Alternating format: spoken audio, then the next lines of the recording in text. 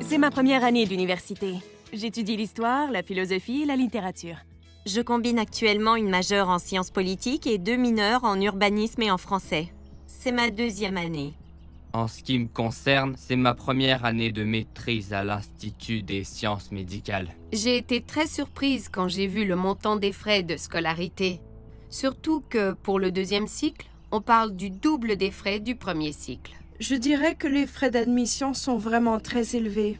Même si je me trouvais un travail à temps partiel pour payer mes études, je me retrouverais avec énormément de dettes. C'est beaucoup d'argent et je ne crois pas qu'une personne de moins de 18 ans possède assez d'économies. En plus, il y a les dépenses pour voyager, manger et se loger. Même le coût des manuels peut s'élever jusqu'à plusieurs centaines, voire des milliers de dollars. Je n'avais pas que l'admission à payer.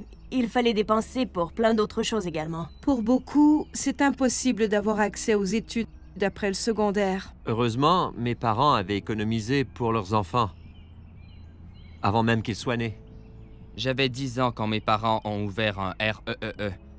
On venait tout juste d'immigrer au Canada et un ami leur a dit qu'ils devraient contribuer à un REEE pour moi. Ils ont investi dans mon avenir. J'ai été très chanceuse d'avoir un REEE. J'étais vraiment privilégiée. Sans le REEE, je n'aurais pas pu payer l'admission. J'étais chanceuse d'avoir un REEE flexible parce que j'ai changé de programme la première année.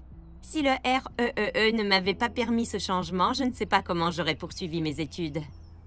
Heureusement que mes parents étaient là et qu'ils avaient économisé beaucoup d'argent. L'éducation est très importante pour eux. Mes parents n'avaient pas beaucoup d'argent, mais chaque mois, ils en mettaient de côté.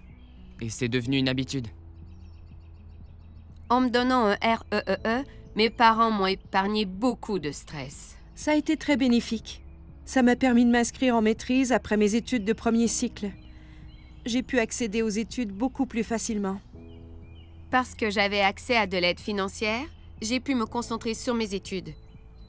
Et j'en suis vraiment très reconnaissante. Je pense que mon père et ma mère ont eu beaucoup de dettes après leurs études. Je pense que c'est ce qui les a motivés à travailler dur pour que leurs enfants n'aient pas ce genre de soucis. Si j'ai un conseil à donner, c'est qu'il n'est jamais trop tard pour cotiser à un REEE.